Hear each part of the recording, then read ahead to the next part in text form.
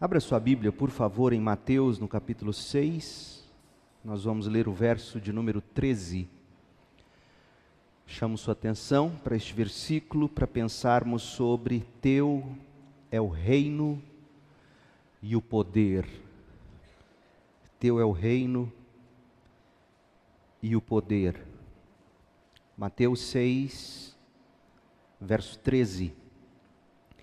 Pois Teu é o reino, o poder e a glória para sempre. Amém.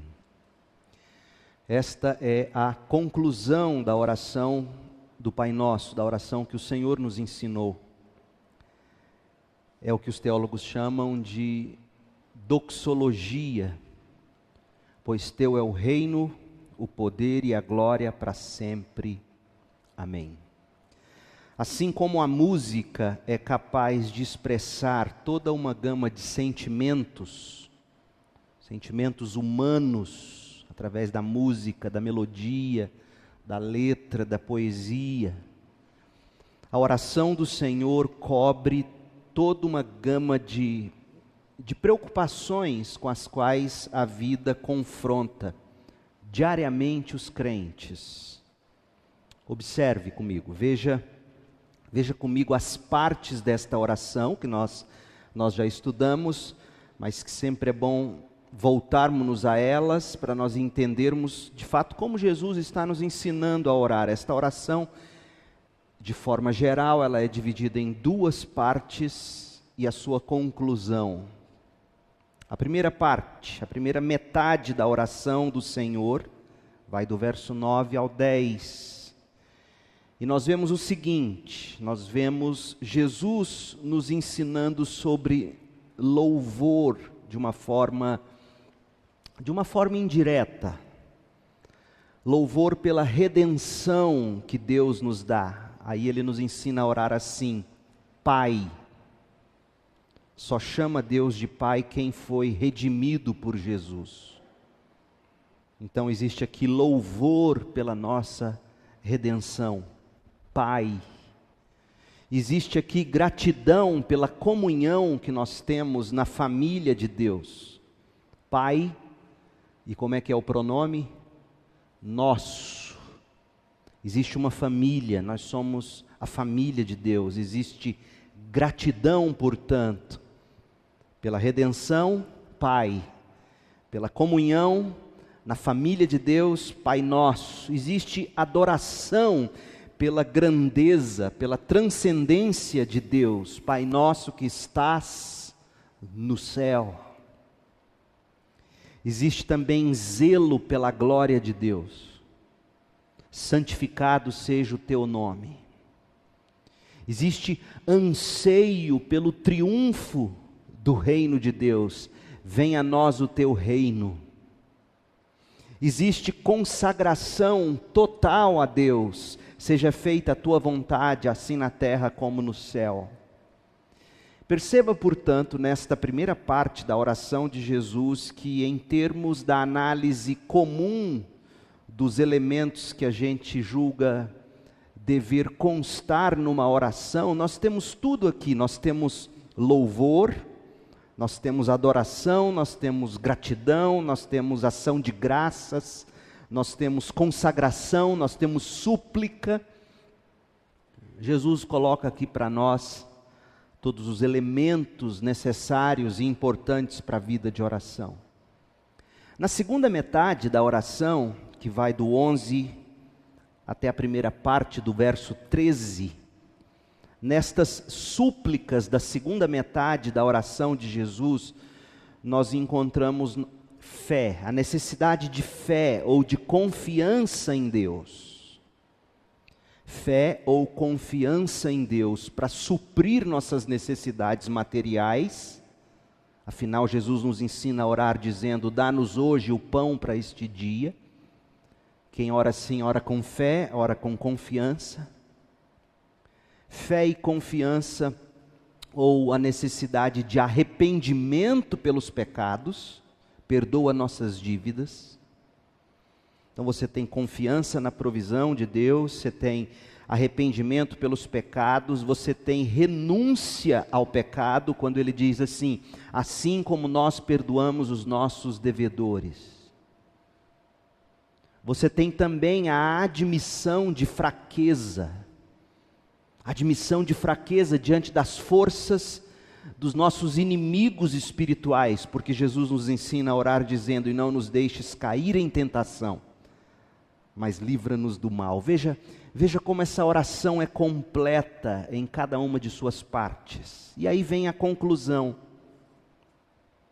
Seguindo a forma tradicional dessa oração, a gente é levado de volta ao louvor e à adoração da primeira parte. Louvor pela redenção, Pai Nosso. Adoração pela grandeza, Pai Nosso que está nos céus, e assim por diante. Aí vem o final do verso 13 e diz: pois teu é o reino, o poder e a glória para sempre. Amém.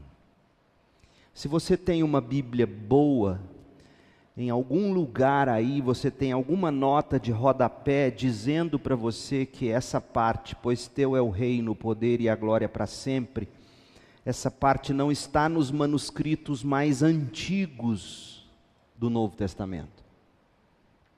Como que é feita a tradução de uma Bíblia? Você coleciona todos os manuscritos existentes de todas as épocas, de acordo com as datas, quando possível a datação, e aí você compara todos os manuscritos. Por exemplo, você está traduzindo Mateus 6,13, você pega todos os manuscritos existentes e você vê o que está escrito no original, o que não está, o que falta.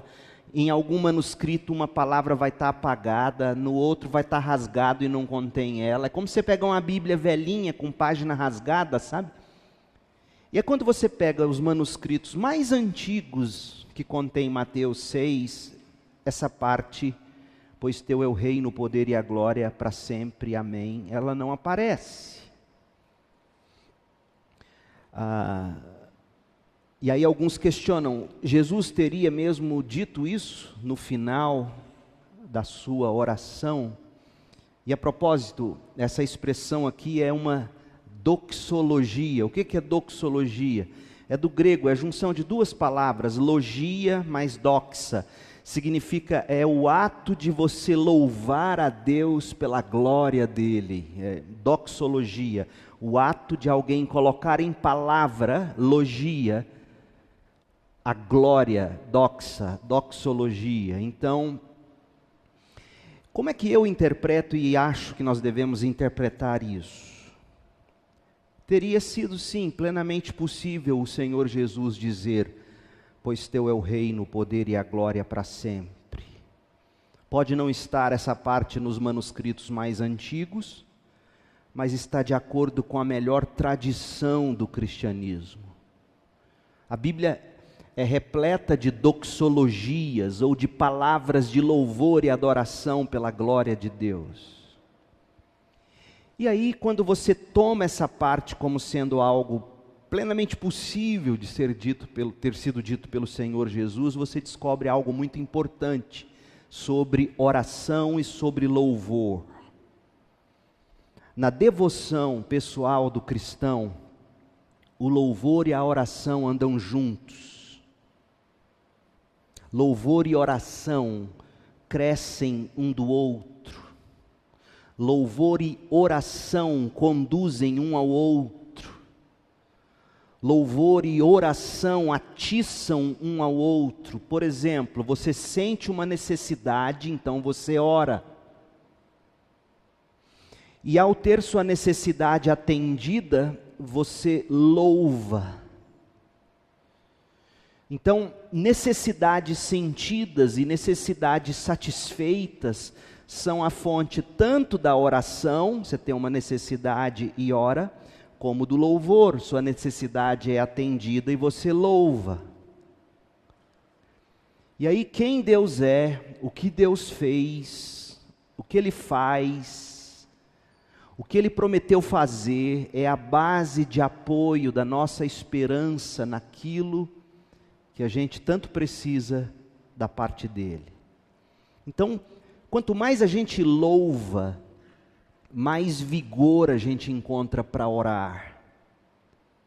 E quanto mais a gente ora, mais respostas Deus nos dá e, portanto, mais conteúdos para louvar nós temos. Perceberam? Louvor e oração andam de mãos dadas. Eu oro, Deus me atende, eu louvo. Eu louvo, eu me sinto empoderado para poder orar e pedir ainda mais. Um não vive sem o outro. Oração e louvor são como as duas asas de um pássaro. As duas asas juntas, batendo ao mesmo tempo, nos farão decolar. Se uma dessas asas ficar fora de serviço, a gente não passa do chão. Então, assim como os pássaros não são aves da terra, mas do ar, o cristão não pode viver sem louvor e oração juntos, para que ele decole. E a gente vê isso claramente ao longo da oração de Jesus, e não apenas na doxologia, no verso 13, na conclusão. A gente vê, por exemplo, no verso 9, a cláusula aqui no verso 9, Pai nosso que estás no céu. O verso 10, assim na terra como no céu. Então, todas as vezes que Jesus nos remete ao céu nessa oração, é uma pausa para o louvor e para a adoração. É um Deus que está no céu, a vontade dele deve ser feita aqui na terra como é feita no céu. Então, se essa doxologia, pois teu é o reino, o poder e a glória para sempre, amém, realmente não saiu dos lábios de Jesus, como alguns querem crer, por não conter nos manuscritos mais antigos, não tem problema nenhum a gente dizer que Jesus orou assim, porque está em pleno acordo com o que é a vida de oração. A oração te leva ao louvor, o louvor te sustenta em oração. Então, dito isso, para aqueles que são mais curiosos, às vezes, e por que eu gasto tempo falando disso? Porque você pode, às vezes, pegar uma Bíblia, como a nossa, a NVT, a NVI, e outras, e você pode ver alguma coisa entre chaves, ou alguma nota de rodapé dizendo não está nos manuscritos mais antigos. Aí você chega e fala, pastor, o que isso significa? É isso que eu acabei de te dizer. Então, para mim, não há problema nenhum em admitir ou dizer, Jesus teria dito isso. Não fere em nada, pois teu é o reino, o poder e a glória para sempre. Amém. Dito isso, eu quero que você observe o seguinte: o louvor está ligado à oração, e a gente vê isso na conjunção, pois teu é o reino, o poder e a glória para sempre. Ou seja, a conexão do pensamento de Jesus é a seguinte: a gente pede ao nosso Pai Celestial por provisão, a gente pede a Ele perdão, a gente pede a Ele proteção com confiança. Porque nós sabemos que para Ele prover essas coisas a seus filhos, por um lado, isso está dentro da capacidade dEle, pois dEle é o poder. Então eu posso pedir pela provisão de cada dia, porque dEle é o poder, Ele vai me prover. Eu posso pedir perdão, dEle é o poder para me perdoar. Eu posso pedir proteção, dEle é o poder. Então, essa conjunção, pois, me garante que eu posso pedir, pois Ele é poderoso. E não apenas isso, não está apenas dentro da capacidade dEle, mas é o caráter dEle. Porque dEle não é apenas o poder, mas também a glória. E quando Ele atende uma oração, Ele atende essa oração para o louvor da sua glória. Esse é um conceito tão caro na Bíblia que desde o Antigo Testamento a gente encontra isso. O primeiro a chamar Deus de pastor na Bíblia, você se lembra quem foi? Não foi Davi, foi Jacó. Jacó chamou Deus de seu pastor, e Davi, conhecendo a história de Jacó, tendo lido os livros de Moisés, ele pega essa imagem que era de Jacó, e ele diz assim: esse pastor, o meu pastor, me guia pelas veredas da justiça, por amor à sua glória, por amor ao seu nome. Nome e a glória de Deus, nesse caso, sendo sinônimos. Então, essa conclusão da oração de Jesus, ela é importante não apenas como conteúdo para se louvar a Deus. Ele é poderoso, Ele é Rei que reina, Ele é glorioso para sempre, amém. Não é apenas para isso, mas é para garantir. É como se Deus estivesse assinando o cheque, dizendo: pode pedir, pois dele é o poder para fazer. Pode pedir, pois dele é o reino, e o que precisar ser feito para que o reino dele se espalhe, ele é poderoso e fará. Dele é a glória, ele fará isso para o louvor da glória dele. Percebeu? Então, reino e poder como atribuídos a Deus aqui, nessa doxologia, teu é o reino, o poder, são duas palavras que expressam o mesmo pensamento comum, é um pensamento composto, e a ideia é a seguinte: reino. Reino é muito usado no Antigo Testamento também, é muito usado nos Salmos. Por exemplo, Salmo 103, verso 19 diz: o Senhor fez dos céus o seu trono, de onde reina sobre todas as coisas.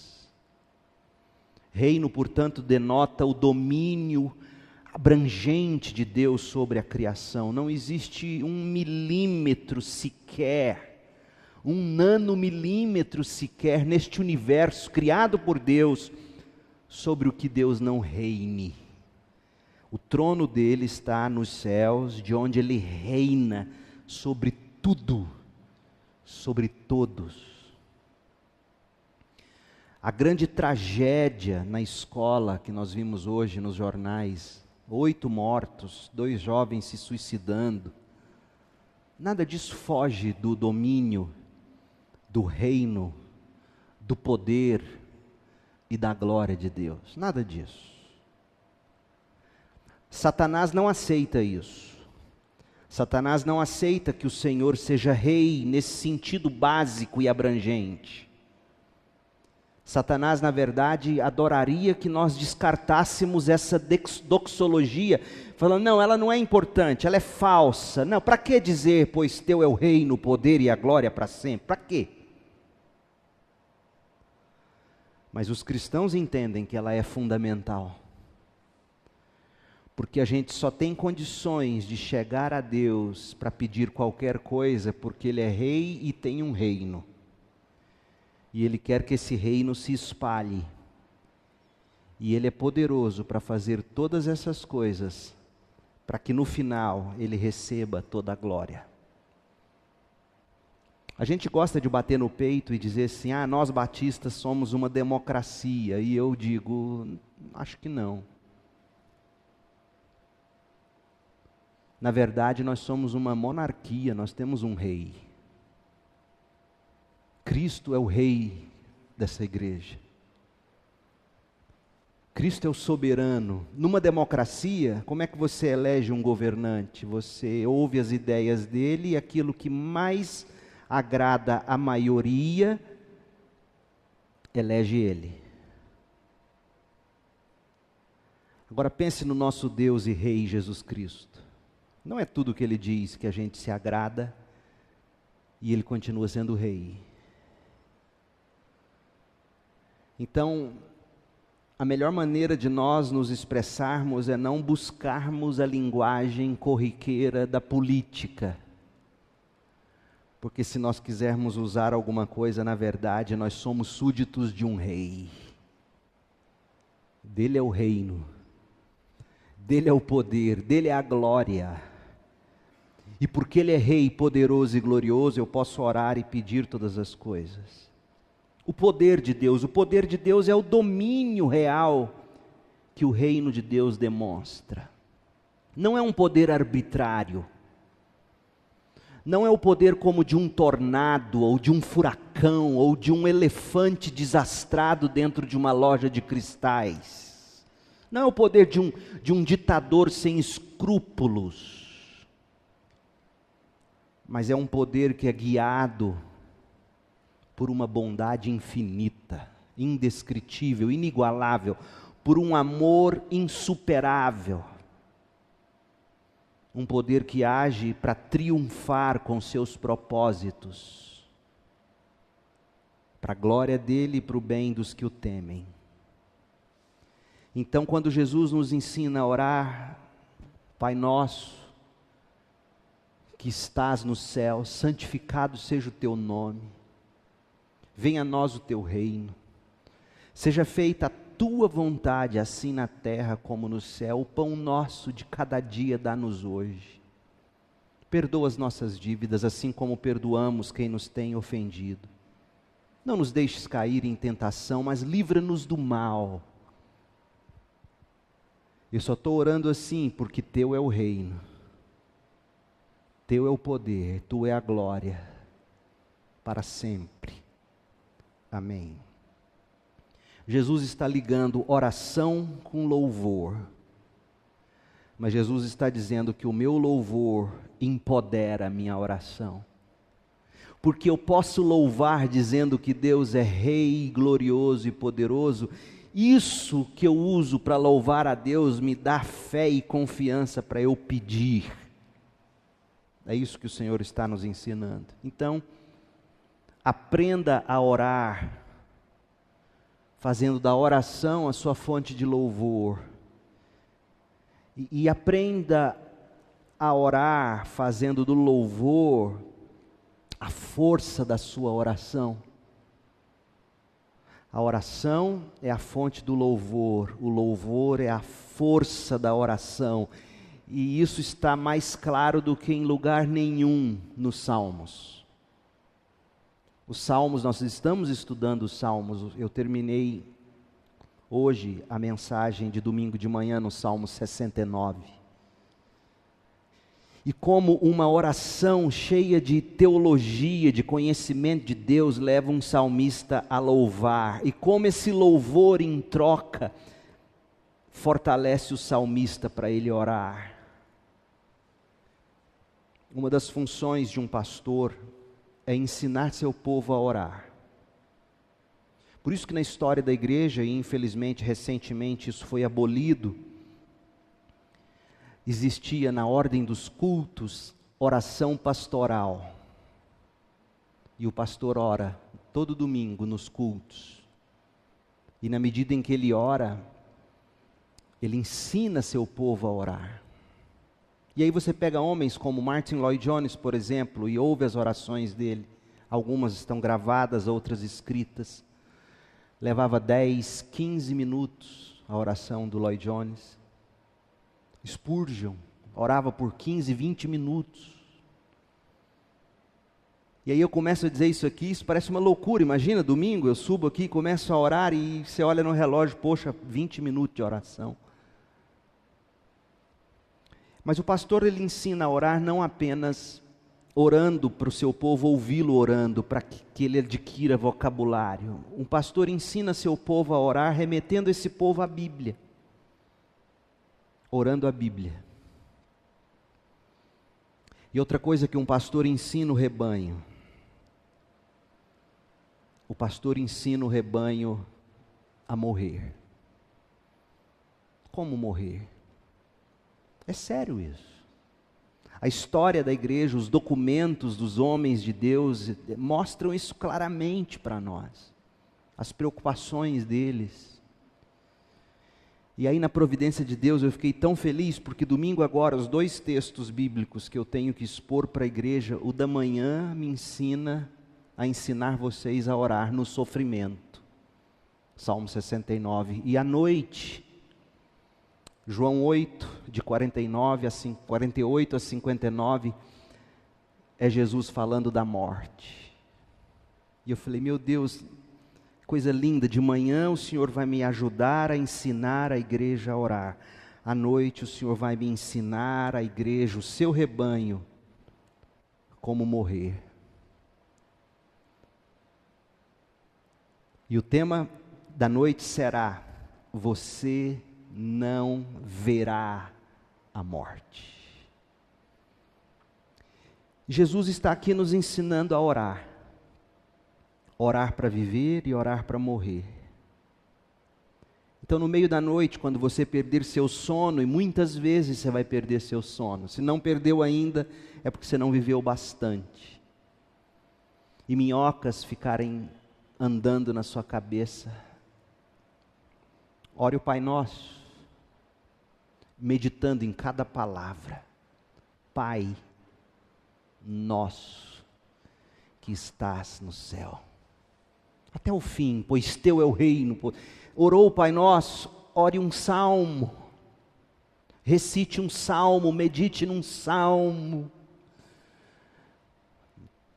É isso que o Senhor nos ensina.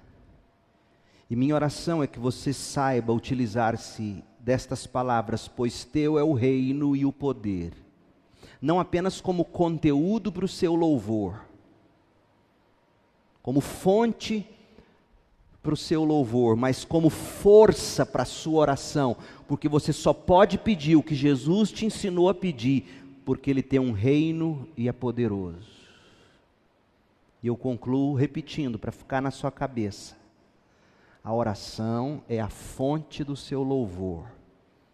O seu louvor é a força da sua oração. Por isso Jesus colocou essa doxologia aqui. Que Deus nos abençoe e nos ensine a orar como convém. Feche seus olhos e gaste alguns instantes orando